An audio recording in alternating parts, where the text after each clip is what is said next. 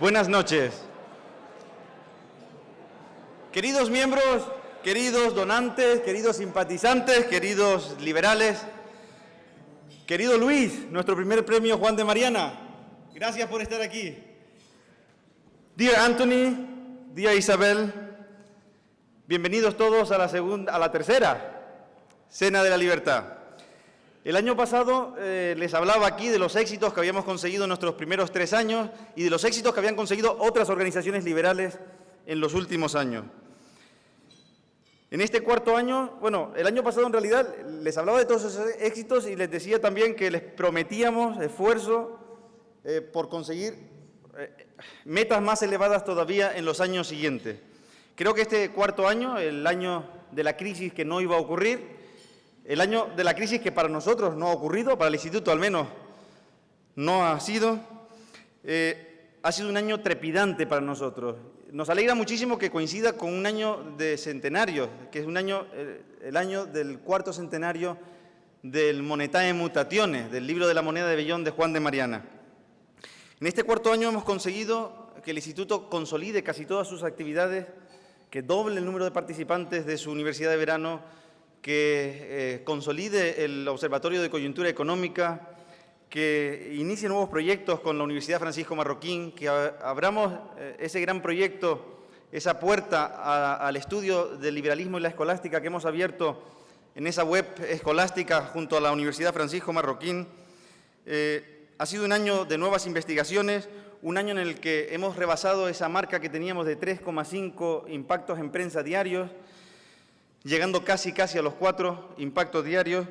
Ha sido un año de muchísima actividad y de éxitos que realmente no esperábamos tener tan pronto. Ha sido un año en el que hemos recibido el premio Templeton, no solo nosotros, también el Instituto Futuro, otro instituto español, recibió el premio Templeton por su calculadora del Día del Contribuyente. Hemos ganado también el premio Fisher, el Fisher Venture Grant, a mejor instituto en el que invertir en el mundo. Además de nosotros, otros grupos y personas han ganado premios importantes. Carlos Rodríguez Brown muy recientemente ganaba el premio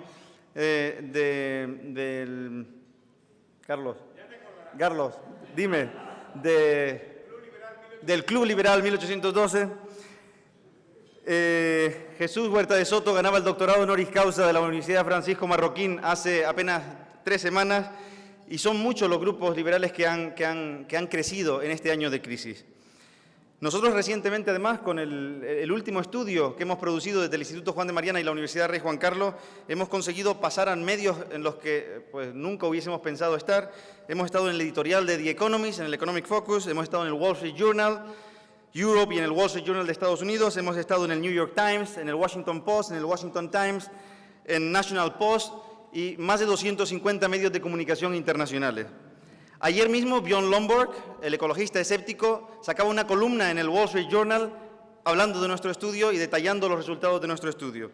Creo que estos son éxitos que no nos esperábamos y mucho menos en un año como este. Lo bueno es que ya no nos pueden ignorar. Hasta ahora nos ignoraban y ahora ya no nos pueden ignorar. Hace apenas 2 semanas, Sebastián perdía los nervios ante la pregunta de los periodistas en Estados Unidos, en Chicago, y decía que ese instituto era una cosa insignificante.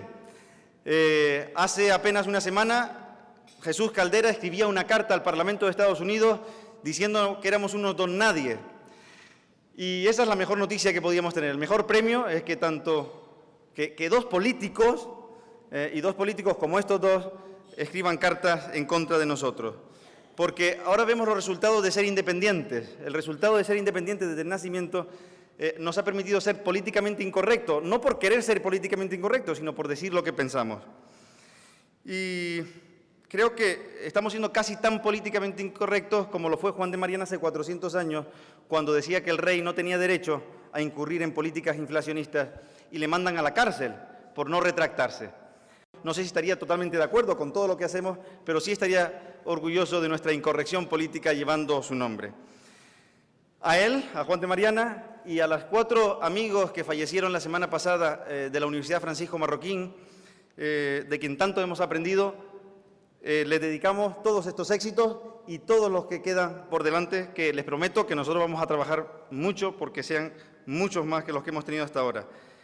Espero que disfruten de la noche y que disfruten de un año lleno de nuevos eventos y actividades. Gracias por venir, bienvenidos. Buenas noches a todos. La verdad es que es una satisfacción en esta primera intervención, que es la que me ha encargado Gabriel Calzada que efectúe, con contenido más doctrinal, referirme a la esencia de los trabajos de Anthony de Yassai. Quizá la conclusión más importante que está implícita en sus trabajos es el profundo escepticismo que tiene Anthony respecto a las posibilidades de llegar a limitar el poder del Estado.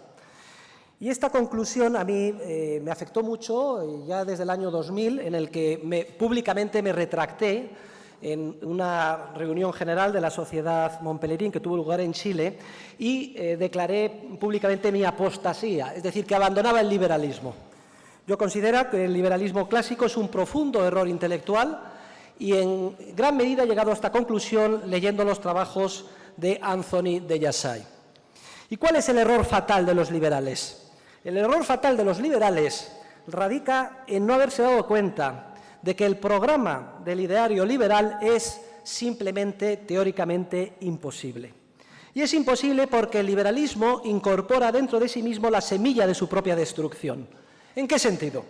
Precisamente en la medida en que los liberales clásicos consideran necesario y aceptan la existencia de un Estado, aunque sea mínimo, entendido como la agencia monopolista de la coacción institucional. Por tanto, el gran error de los liberales clásicos es de planteamiento. Piensan que el liberalismo es un programa de acción política y doctrina económica que tiene por objetivo limitar el poder del Estado, pero aceptan el Estado e incluso consideran necesaria su existencia. Sin embargo, hoy, ya al final casi de la primera década del siglo XXI, la ciencia económica ya ha puesto de manifiesto varias cosas. Primero, que el Estado no es necesario. Segundo, que el estatismo, aunque sea mínimo, es teóricamente imposible. Y tercero, que dada la naturaleza del ser humano, una vez que existe el Estado es imposible limitar su poder. Y voy a ver si brevemente puedo comentar por separado cada uno de estos aspectos. Bien, desde el punto de vista científico, solo desde el equivocado paradigma del equilibrio que desarrollan mis colegas de la escuela neoclásica puede llegar a pensarse que exista una categoría de bienes públicos que justifiquen la existencia del Estado, porque en los mismos se den los requisitos de la oferta conjunta, como dicen los economistas neoclásicos, y de la no rivalidad en el consumo. Sin embargo, la concepción dinámica del orden espontáneo del mercado, impulsado por la función empresarial, que ha desarrollado la Escuela Austriaca de Economía, ha echado por tierra toda esta teoría justificativa del Estado. Porque siempre que surge una situación aparente o real de bien público, surgen los incentivos dinámicos necesarios para que el ímpetu de la creatividad empresarial la supere mediante las innovaciones tecnológicas, jurídicas y los descubrimientos empresariales que hagan posible la solución de los problemas que puedan plantearse.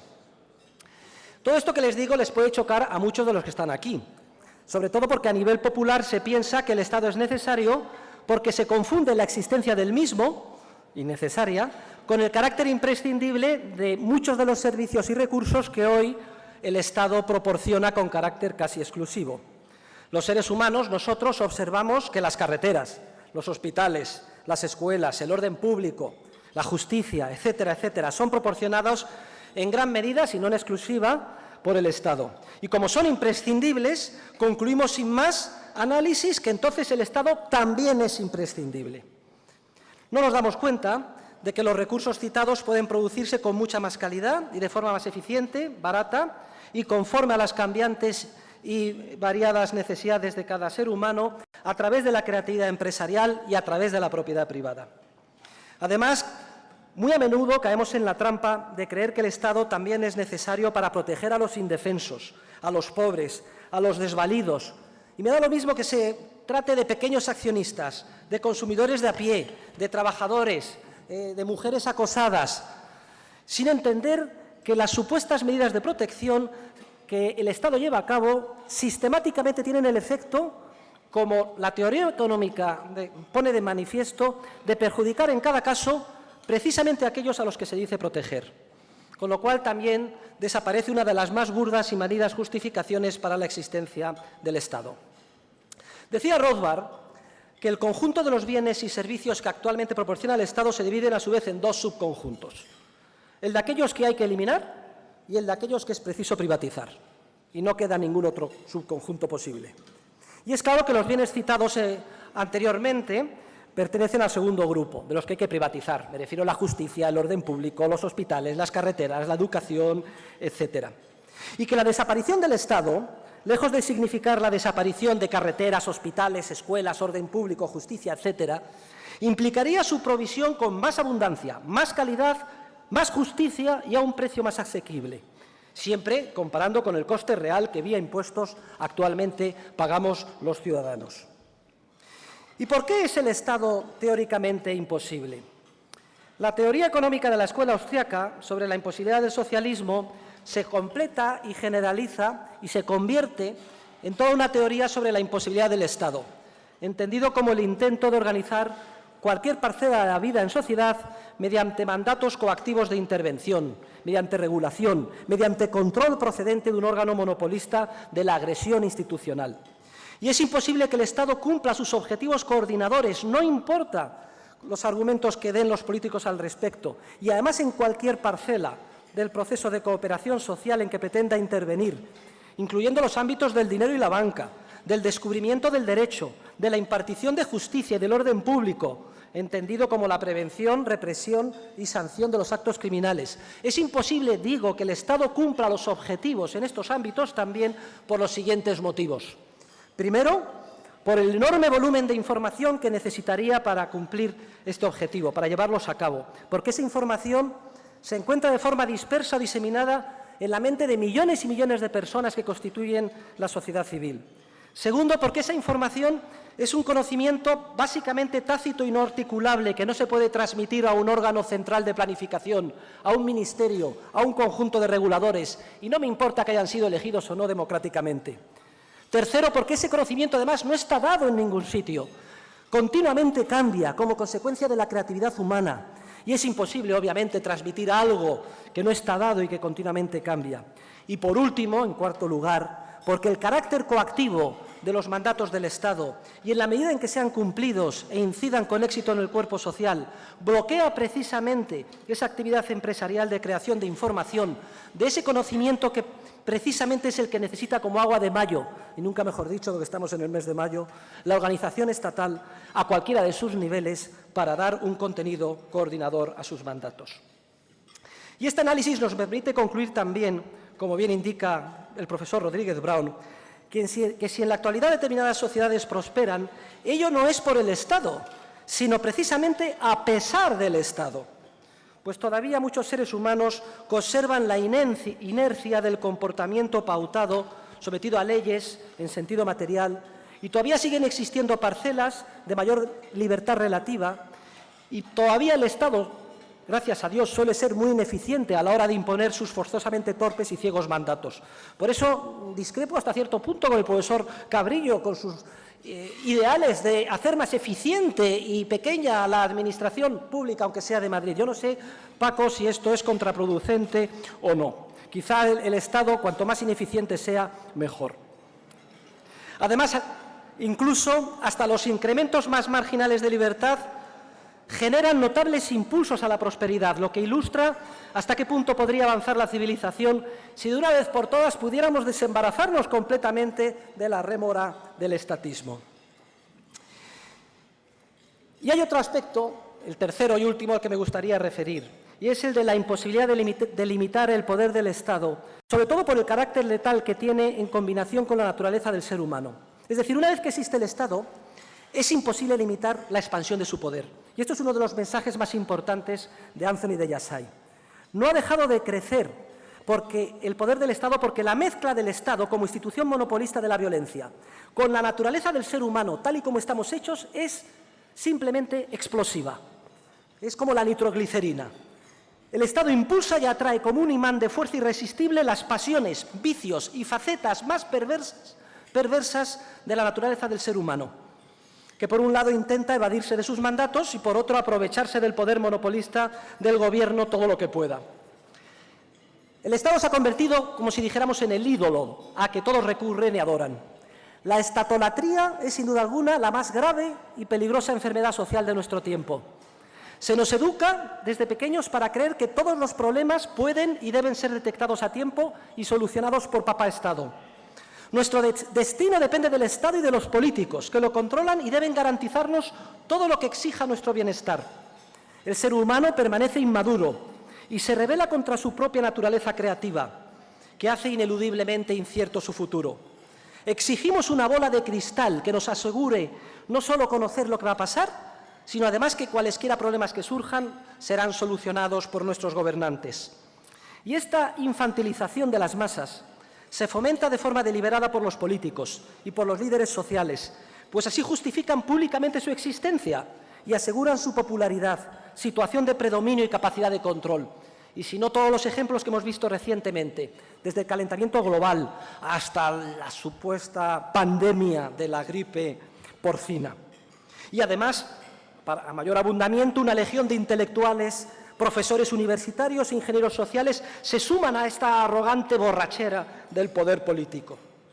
Y ni siquiera las iglesias y denominaciones religiosas más respetables han sido capaces de diagnosticar que la estatolatría es hoy en día la principal amenaza al ser humano libre, moral y responsable. Que el Estado es un ídolo falso, de inmenso poder, al que todos adoran y que no consiente que los seres humanos se liberen de su control, ni que tengan lealtades morales o religiosas ajenas a las que él mismo pueda dominar. Quizá la principal excepción más reciente sea la incluida en la brillante biografía que ha escrito Benedicto XVI sobre Jesús de Nazaret. Que el Estado y el poder político sean la encarnación institucional del anticristo debe resultar obvio para cualquiera con mínimos conocimientos de historia que lea las consideraciones del Papa sobre la que él considera es la más grave tentación que puede hacernos el maligno. Y ahora cito literalmente a Benedicto XVI. Fíjense lo que dice. Dice, el tentador no es tan burdo como para proponernos directamente adorar al diablo. Solo nos propone decidirnos por lo racional, lo eficiente, preferir un mundo planificado y organizado desde arriba, en el que Dios puede ocupar un lugar, pero como asunto privado, sin interferir en nuestros propósitos esenciales. Y añade el Papa, Soloviev, ya saben lo que el Papa le gusta mucho dar sus ideas citando a terceros. Soloviev atribuye un libro al anticristo que se titula así, El camino abierto para la paz y el bienestar del mundo, que se convierte, por así decirlo, en la nueva Biblia y que tiene como contenido esencial la adoración del bienestar y la planificación racional de los gobernantes. Esta es la cita que está en el libro de Ratzinger en sus páginas 66-67. Además, el Estado llamado de derecho es un ideal imposible.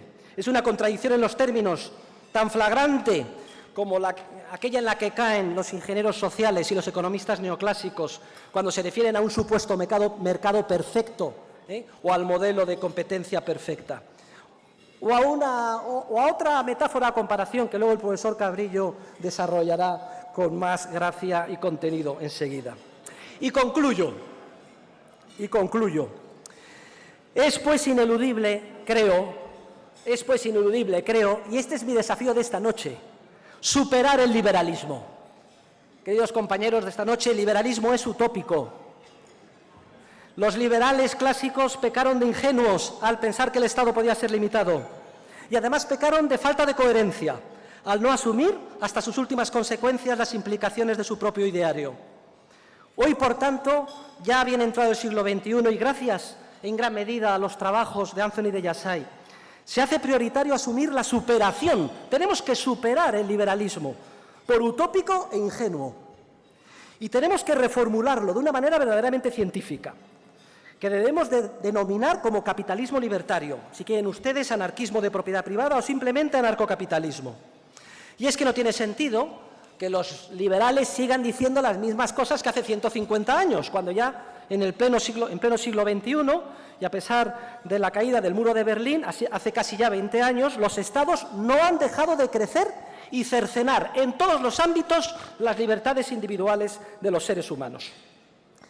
La progresiva desaparición del Estado, su paulatina sustitución por un entramado dinámico de agencias privadas, por un lado patrocinadoras de diferentes sistemas jurídicos y por otro prestadoras de todo tipo de servicios de seguridad, prevención y defensa, constituye el contenido más importante de la agenda política y científica, así como el cambio social más trascendental que habrá de verificarse en este siglo XXI. Se nos abre, pues, un futuro apasionante, futuro que, aunque hoy nos pueda parecer lejano y revolucionario, en cualquier momento puede ser testigo de pasos de gigante, que incluso sorprendan a los más optimistas. ¿Quién fue capaz de predecir tan solo 5 años antes que en 1989 se desmoronaría el muro de Berlín y con él todo el comunismo del este de Europa? La historia ha entrado en un proceso acelerado de cambio, que aunque nunca se detendrá, sí que abrirá un capítulo totalmente nuevo cuando el género humano, por primera vez en la historia moderna, logre desembarazarse definitivamente del Estado en cualquiera de sus formas y reducirlo tan solo a una oscura reliquia histórica de trágica memoria. Muchas gracias. Podría decir, como es habitual en estos casos, aquello de pido la palabra por alusiones, pero les aseguro que esa no es la razón. En realidad, yo ya pensaba hablar y decir unas palabras pues, de presentación a nuestro homenajeado de esta noche, a Antoni de Jassey. Conozco a Antoni de Jassey hace ya bastantes años, fundamentalmente como miembro de la Mont Pelerin Society, en cuyas reuniones he coincidido con él en muchas circunstancias. Pero al mismo tiempo, yo me considero, como creo que muchos de los que estamos aquí, un deudor intelectual de Antoni. Aquellos de vosotros que hayáis tenido la suerte de dedicar algún tiempo a la lectura de su obra, habréis encontrado siempre un desafío intelectual en ella. Su obra tiene mucho de provocación al lector y decir, ¿el lector qué piensa? ¿No?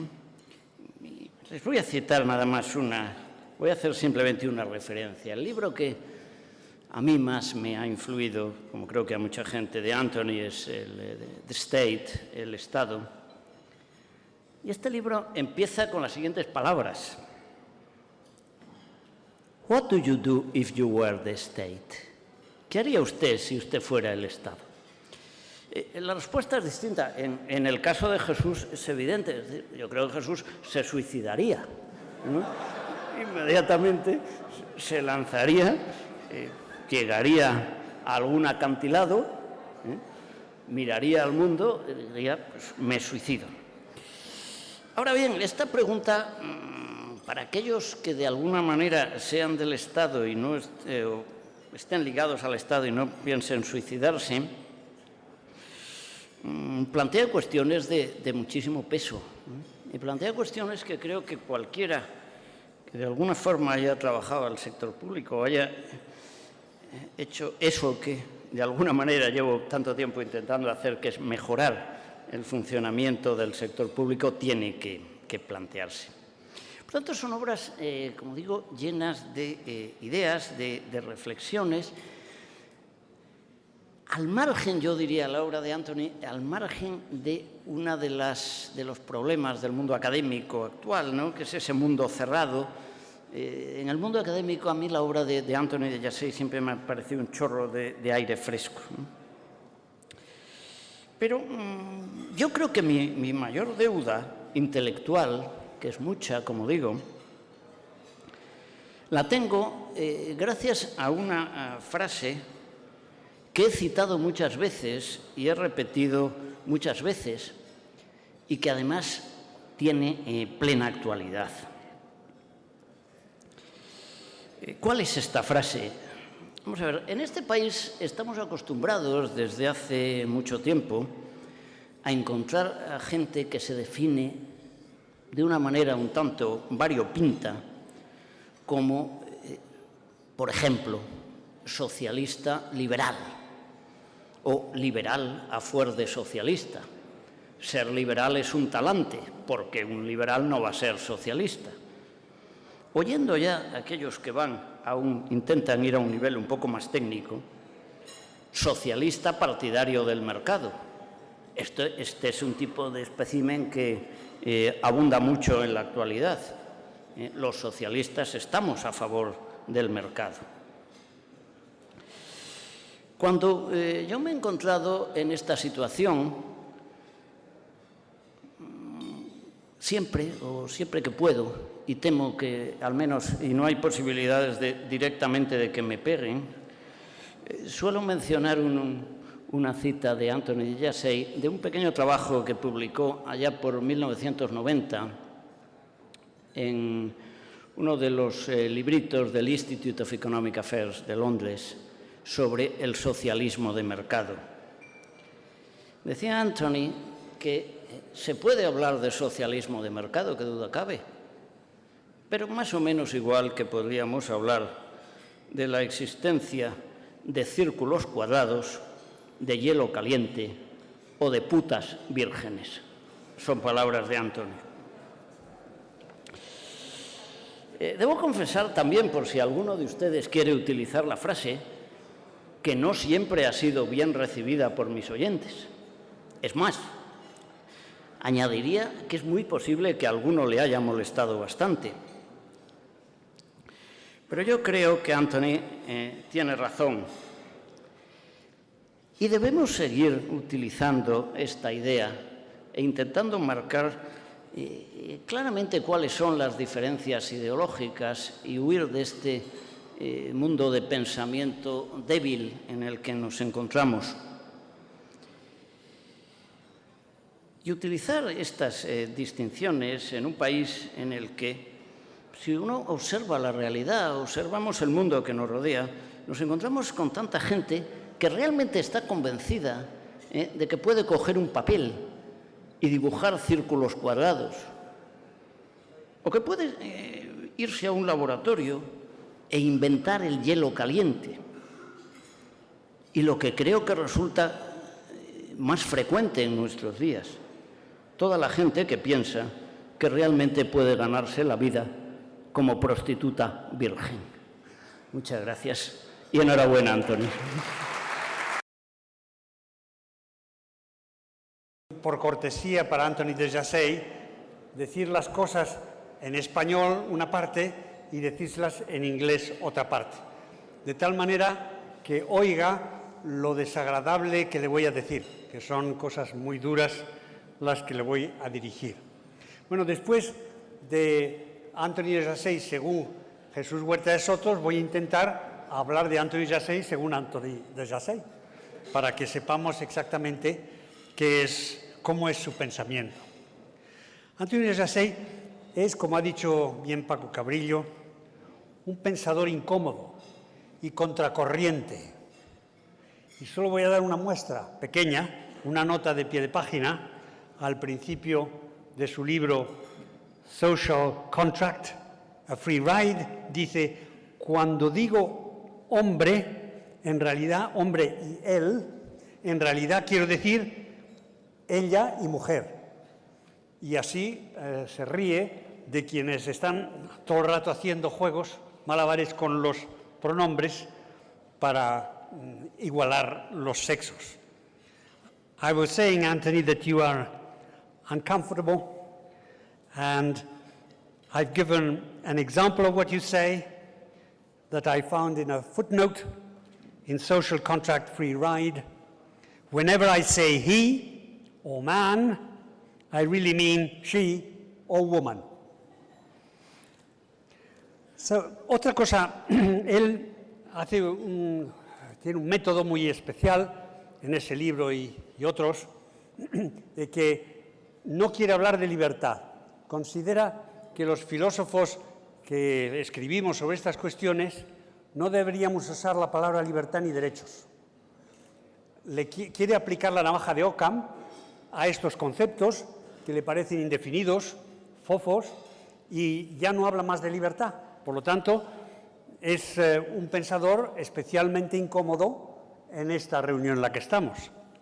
I'm saying that you apply Occam's razor to liberty and rights, and you don't want to use them, and that makes you uncomfortable and even disagreeable in this meeting. Es un pensador desagradable, molesta la lógica implacable de su pensamiento. You are implacably logical, and that makes you disagreeable and a very hard read. Cuando leo a Anthony de Jazay, me acuerdo de las palabras de Maquiavelo, en que en El Príncipe decía, y lo cito en su idioma y luego lo traduzco: mi è parso più conveniente andare dietro alla verità effettuale della cosa che alla immaginazione di essa. Me parece más conveniente ir a la verdad de las cosas que a la imaginación de ellas. Y continúa Maquiavelo diciendo: muchos se imaginan repúblicas y principados que nunca se han visto ni se han conocido en la realidad. Y no me estoy refiriendo a Jesús Huerta de Soto, Anthony de Jazay escribió un libro que hemos citado, que ha citado Paco Cabrillo y yo mismo, el libro El Estado. Es un cuento filosófico y aconsejo, está traducido al español, y aconsejo su lectura. En efecto, hace del Estado como si fuera una persona que se pregunta a sí misma: ¿qué debo hacer yo para conseguir más poder? Y es toda la historia de cómo el Estado ha ido consiguiendo más poder como si fuese una persona.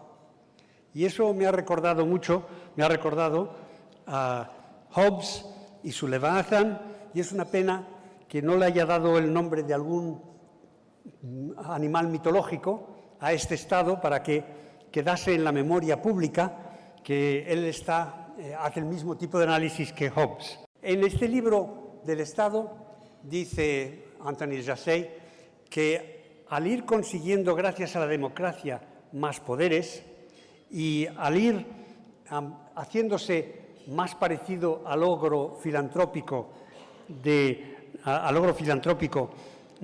es decir, alguien que siempre está cuidando a los individuos que están bajo su poder, poco a poco va evolucionando hacia lo que él describe al final de su libro, la plantación de esclavos. You say at the end of the state that the state will move, building a plantation, and on the plantation, all the details of our lives will be decided by politicians. Details of housing, diet, medical care, marriage, los detalles de nuestras viviendas, de lo que comemos, no vayamos a engordar, del cuidado médico, el matrimonio, tipos de matrimonio, la educación de los hijos, las vacaciones, los incentivos y los castigos. Todo eso al final es lógico que el Estado lo decida, porque al ir creciendo su poder, al final no tiene más remedio que hacer de los ciudadanos unos esclavos. De aquí deduzco que Anthony de Jazay es profundamente escéptico dentro de su racionalismo. You're a profound skeptic. I don't think you have any faith that we will be free from the power of the state. Y no creo que piense en que podamos liberarnos del poder del Estado.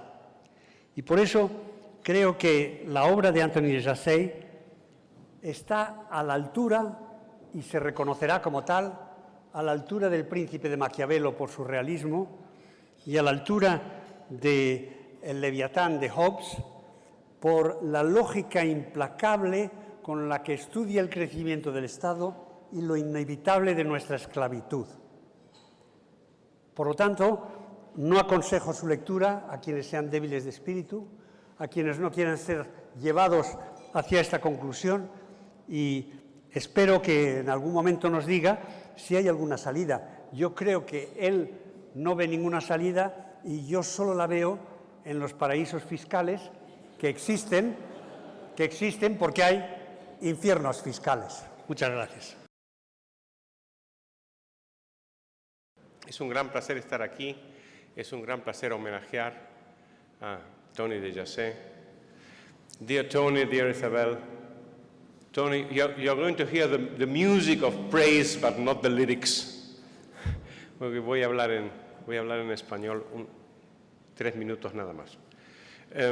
Conocía la obra de Tony de Jazet como tantas otras cosas buenas gracias a Pedro Schwartz, mi maestro y mi amigo, que hace muchos años, me dio su libro, el libro del Estado que tenía él en inglés, y me dijo, tienes que leer esto, Carlos, porque es una maravilla, y efectivamente lo es. Es un libro extraordinario que después contribuí a traducir al español, como sabéis y como recordó Tony esta mañana. Se ha agotado la edición, o sea que 3.000 personas tienen en España esa perla maravillosa de Tony de Jazet, que es de las personas que yo más he aprendido junto con las enseñanzas de Pedro y debo decir también de Jesús Huerta de Soto, del que se me ha ocurrido esta noche un cuento buenísimo que os cuento, y es que seguro que Jesús Huerta de Soto se va a ir al cielo.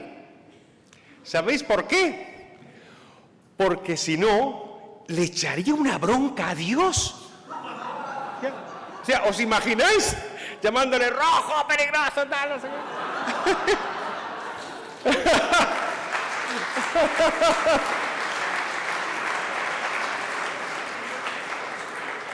Pues agradezco mucho a Tony de Jazet, a Pedro, a Jesús Huerta de Soto, a Paco Cabrillo también. Paco Cabrillo no ha dicho lo que tendría que decir. Paco, cuéntales a esta gente que cuando tú me conociste yo tenía pelo. Cuenta. Es un vivo testimonio. No, yo no fui calvo nunca. Ahora sí, antes no. Sí, y él me conoció. Y está también Pedro Fraile y están tantos queridos amigos. Tony de Jazet tiene esta manía que me parece maravillosa, ¿no? Y es que pensar no importa. O sea, pensar no importa a los demás, no importa las escuelas, no importan las doctrinas, no importa nada. Hay que sentarse y pensar. Y si hay que pensar en contra de viejas glorias, pues se piensa. Y tampoco pasa nada. Escribió, por ejemplo, un artículo en contra de Hayek que os recomiendo, que se llama Hayek Some Missing Pieces, donde demuestra las debilidades del liberalismo de Hayek, que fueron verdaderamente muy notables. Y en un seminario que organizó Pedro y donde estuvimos en Santander, algunos amigos, sobre Karl Popper, criticó a Popper en presencia de él. Y yo estaba. Bueno, no sabéis lo que fue. Que Popper era un sabio y un genio y lo que queráis, pero es que no les gusta a los genios, a los sabios, que les digan que están mal y que se equivocan. Bueno, los ojos se les cerraban así, con un cabreo, y estaba Tony ahí como siempre, muy suavecito, muy no sé qué, diciendo era esto y por esto, encadenando esa lógica maravillosa de la libertad, que es lo que lo caracteriza, y por lo cual, pues, le vamos a dar el premio. O sea que el premio Juan de Mariana del año 2009 es para Tony de Jazet. Ladies and gentlemen, Anthony de Jazet. Un aplauso, por favor.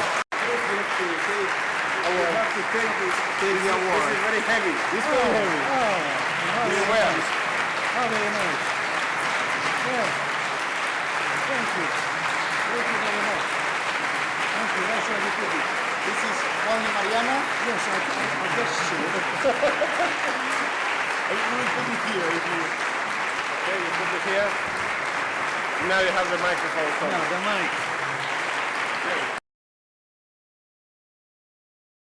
mic. Ladies and gentlemen, I first want to thank the previous speakers for all the flattering things that they have said about me. It doesn't happen to me often, but in any event, it has happened now, and I'm grateful for it. Next, I want to apologize to you for prolonging this I'm sure, unwelcome interruption of your conversation. And I'll try to be as brief as I can, but after all, you're a captive audience. You are at my mercy. I want to remind you of how Milton Friedman became famous. He became famous not for his work, but because he said that there is no such thing as a free lunch. And what is true of a free lunch must be true of a free dinner.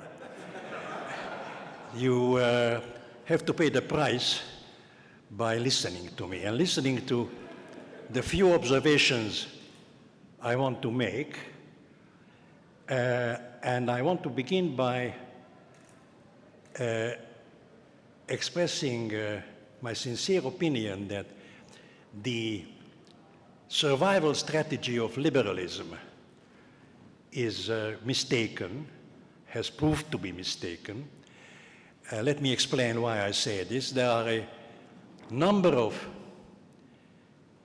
basic political values that act as organizing principles of society. There is nationalism, there is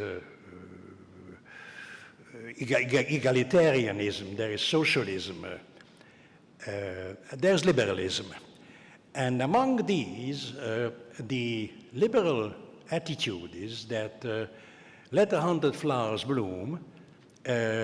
All these final values are on a par in the sense that liberal tolerance requires that they should all be given a hearing and compete in the realm of ideas that compete for survival and victory. And this idea of fair, in this idea of fair competition among values that are in some sense of equal rank, liberalism has proved to be a loser, and I believe will continue to be a loser. And the reason is really structural. The reason is majoritarian democracy. Now, what I propose to demonstrate to you is that liberalism is not on an equal footing with other values. And why do I say that? Because it has logical properties which raise it above. It's one way of puts it outside this competition. When you let me first remind you, as I'm sure you all know from childhood on, that the two methods of validating a statement is verification and falsification. And if you apply these techniques to liberalism, you arrive at a strange result. Suppose that an opponent, a challenger of liberalism, of liberty, says such and such a freedom has bad consequences, harmful consequences. The current liberal attitude is to start defending that freedom. But in fact, you cannot really prove that the statement, this freedom may have harmful, will have harmful consequences. You cannot disprove this, you cannot falsify it, because it's extremely difficult. And in most cases, almost logically impossible to falsify a negative. But what you can do is to say, all right, it is for the challenger to verify his statement. Falsification is impossible. Verification is possible. If the person says, this thing has harmful consequences, it's up to him, and he must be able to verify it. The asymmetry, the lack of symmetry between the possibility of falsifying and of verifying gives rise to what we call a presumption. There is a presumption of liberty. That is, it's always supposed to be the case that unless there is proof to the contrary, such and such an act is free. The burden of proof lies with the challenger. He must prove that there should not be such a liberty. If you say freedom of speech is potentially harmful, may have harmful consequences, yes, indeed. But the presumption of liberty says that we should continue to sit calmly and say, well, we can't ever disprove that there are such potential consequences, but you prove it that the consequences are harmful. Put the burden of proof where it belongs. If it's now contended that the present so-called crisis, financial crisis, is due to the lack of regulation, well, the thing is not to get up and say, no, no, no, it's not due to the lack of regulation. In fact, regulation was quite adequate, but it's due to other reasons. It's simply to say, well, yes, is it due to a lack of regulation? Will you please prove it? And I believe that this survival strategy, this strategy of defense, is at least a little bit stronger than the one that is actually being practiced, where all values must plead for themselves, and each carries the burden of proof for its own truth. Now, that there is a presumption of liberty, as well as a presumption of innocence, a presumption of valid title in case of possession, indeed the presumption of status quo, all these presumptions that rest on the impossibility of falsifying a negative, you will perhaps agree that accept more easily the plausibility of this presumption and its importance if we test it by a counterfactual. My proposition is that the liberal position should be everything is free unless it's prohibited, or unless it's contrary to the requirements of justice. And the counterfactual of this, the opposite, is everything is prohibited unless it's permitted, unless it's specifically permitted. And the perfect example of this intellectual approach is the Bill of Rights, which says you may do A, B, and C, which is an absolutely pernicious approach because it implicitly suggests that as for all the rest, you may not be free.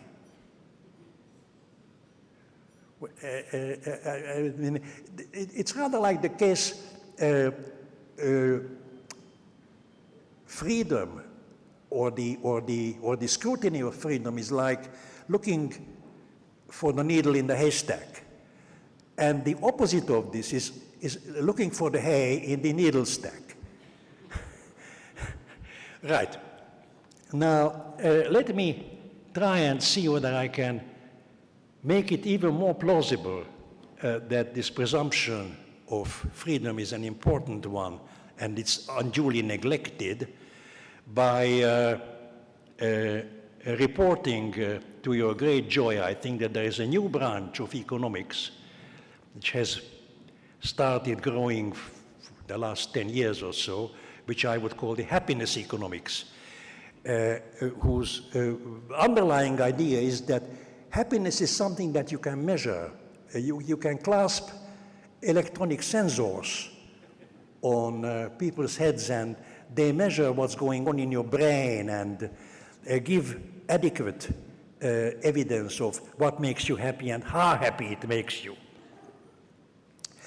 The most distinguished practitioner of, living practitioner of happiness economics is Richard Layard, made Lord Layard by Tony Blair.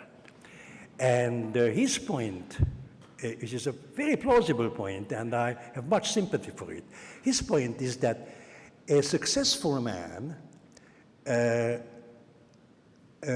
is a cause for unhappiness to all or most who know him, because they are less successful than he. Therefore, they lose self-esteem, they resent their own inadequacy. In all blunt frankness, they are also envious, and the presence or the existence of the more successful person acts, it's what economists call an externality, a negative externality. It acts like pollution acts on the air or on water. And as the prescription of economics against pollution is tax the polluter, one ought to tax the successful man and punish him for his success. And as I said, there is a good deal of plausibility in this. There are pieces of medical research which apparently prove by chemical analysis that comparing your position with the position of others who have more fortunate situations causes stress. So let's eliminate stress by eliminating differences. If a play runs every night in the theater, and every night is the same actress that gets the lead role, all the other actresses who have secondary or tertiary roles will be relatively unhappy. So the thing to do is to have a different actress play the lead role every night. There are many other useful and interesting methods of increasing happiness like this. Now, where I think that the liberal defense against this can be made more effective is where you say, all right, there is all this unhappiness that success has created, but to eliminate it, you have to eliminate success, which of course is a violation of the freedom of people to become successful. And in order for this violation to be validated, it has somehow to be proven that the unhappiness caused by taking away this freedom to become successful is smaller. It's a quantity. And it's a smaller quantity than the unhappiness that you eliminate by making everybody equal. And this is an exercise which you just cannot perform because it's meaningless. The two quantities are not commensurate. You cannot measure one against the other. You cannot deduct from the other. It's all nonsense. Right. So, so far so good, but we are not out of the wood because there is a black hole which swallows up all this defense, which is what I would call the modern humanism, the essence of which is that people should never have to suffer bad consequences. I mean, if you are a criminal and you're put in prison, yes, you are put in prison, which is perhaps a cruel thing to do, but you mustn't allow him to suffer in prison. Prison must be hygienic, entertaining, fruitful. You must have flat-screen television and sports facilities, etc. All this to eliminate the bad consequences of being put in prison. Likewise, as you cannot eliminate the bad consequences without also eliminating good consequences, since all this elimination of the bad requires finance you take from the good, you get this symmetry. Every consequence is eliminated, the good or the bad, and people simply cease to be responsible for their own actions because their own actions will have no consequences. And that, I submit to you, is perhaps the most fundamental reason why society is going to the dogs. Because of this deliberate rubbing out of responsibility, rubbing out of consequences. Now, having said all this, I remind you that eating a sumptuous dinner is supposed to may have consequences on our weight, on our waistline. And all I can say is, as a ray of cheerfulness in my otherwise rather somber diagnosis, is that maybe this particular consequence will also be eliminated by modern humanism. And we shall be able to eat sumptuous dinners without adverse consequences. And I invite you to hold on to this belief, and thank you.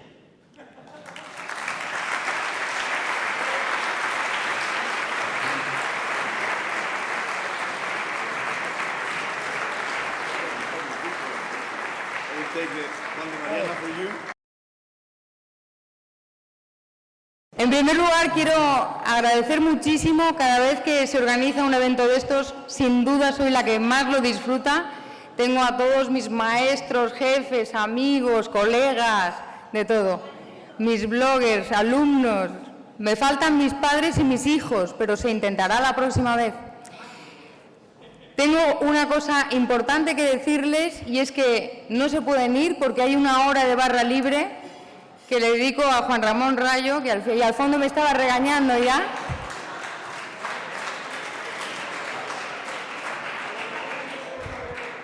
Y tengo otra cosa más importante que proponerles, y es que levantemos nuestra copa para brindar por Anthony de Sassé y simplemente por la libertad. Muchas gracias a todos.